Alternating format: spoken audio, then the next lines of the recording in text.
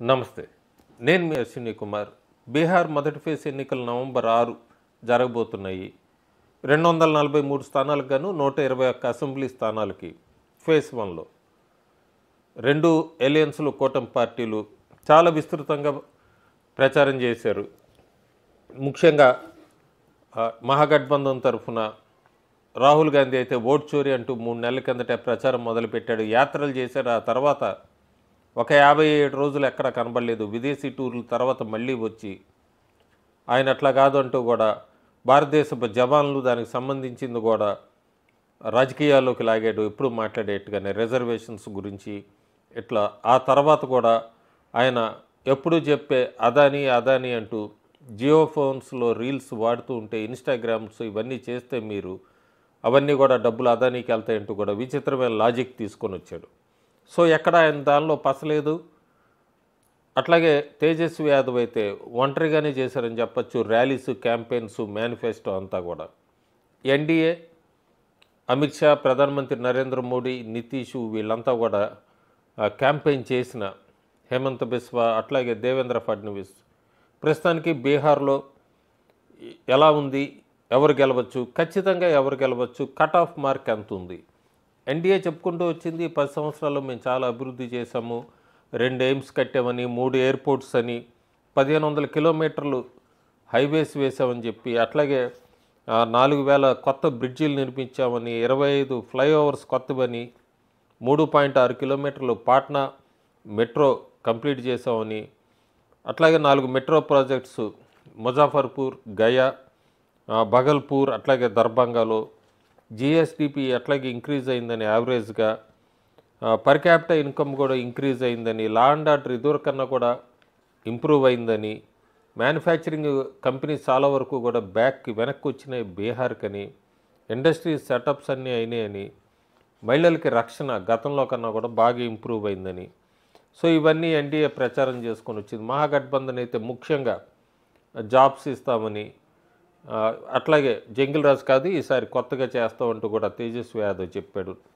బీహార్ ప్రజల మనసులో ఎట్లా ఉంది అంటే ఆల్మోస్ట్ 5వ తారీఖు కాబట్టి 5వ తారీఖుకి ఆల్మోస్ట్ ఎక్కువ డిసైడ్ అయిపోయి ఉంటారు. లాస్ట్లో ఈ క్యాష్కి లేదా లిక్కర్కి ఈ ఫ్లో నడుస్తూనే ఉంటుంది. దాని మీద పెద్దగా స్వింగ్ అయ్యే ఓటర్ అయ్యే ఉండరు. సో పోల్ సర్వేసు అన్నీ మనం ఒకసారి ఎక్కువ సర్వేలు పాజిటివ్గా జెన్యూన్గా ఎప్పటి నుంచో కొద్దిగా నేమ్ ఉన్న సర్వేస్ అన్నీ చూసుకుంటే మనం ఏజెన్సీలువి, ఆ మ్యాట్రినేజ్ వాళ్ళైతే ఐఏఎన్ఎస్ మ్యాట్రినేజ్ అయితే ఎన్డీఏకి 153 నుంచి 164 మధ్యన ఉంటుందని, మహాగఠబంధన్ 76 నుంచి 87 అని. చాణక్య స్ట్రాటజీస్ వాళ్ళైతే ఎన్డీఏకి 128 నుంచి 134 స్థానాలు, మహాగఠబంధన్ 102 నుంచి 108 స్థానాలని.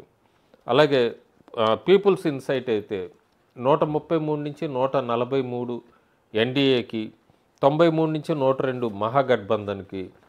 సవ్యసాచి, ఒపీనియన్ పోల్ వీళ్ళు 67,000 పైన శాంపిల్స్ తీసుకున్నారు.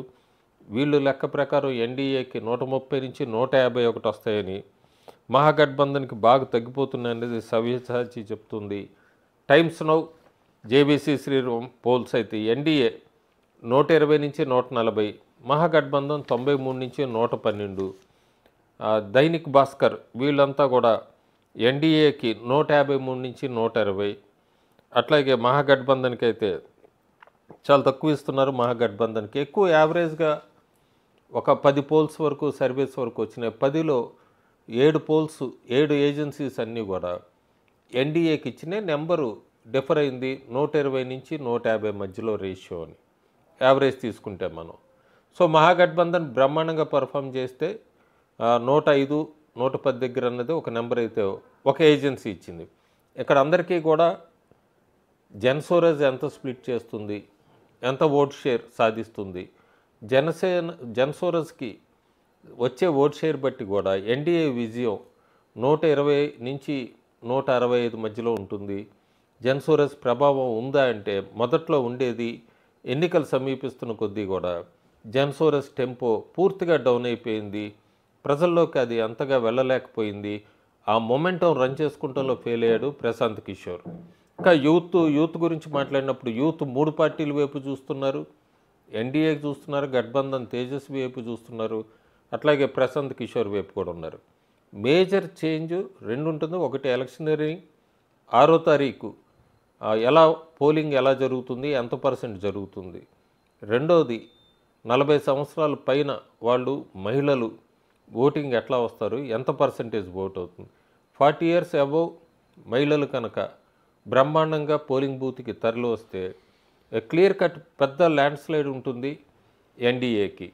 సో అది మనం వేచి చూడాలి. ప్రస్తుతానికి పోల్ ఆఫ్ పోల్స్ అన్నీ కూడా ఫేజ్ 1 అని తీసుకోవచ్చు, ఫేజ్ 2 ఫైనల్గా తీసుకున్న ఎన్డీఏనే మళ్ళీ గవర్నమెంట్ ఫామ్ చేయబోతోంది బీహార్లో అనేది అవి చెప్తున్నాయి. నా పర్సనల్గా కూడా ఒక సర్వే పెట్టాను. నా ఫైనల్ కూడా అదే, నవంబర్ 14 చూడబోతున్నాం. ఎన్డీఏ ఖచ్చితంగా బీహార్లో గవర్నమెంట్ ఫామ్ చేస్తుంది. నా personal number 127, cut off base number 127 నుంచి పైన ఎంత అనేది అయితే మనం వేచి చూడాలి. Thank you.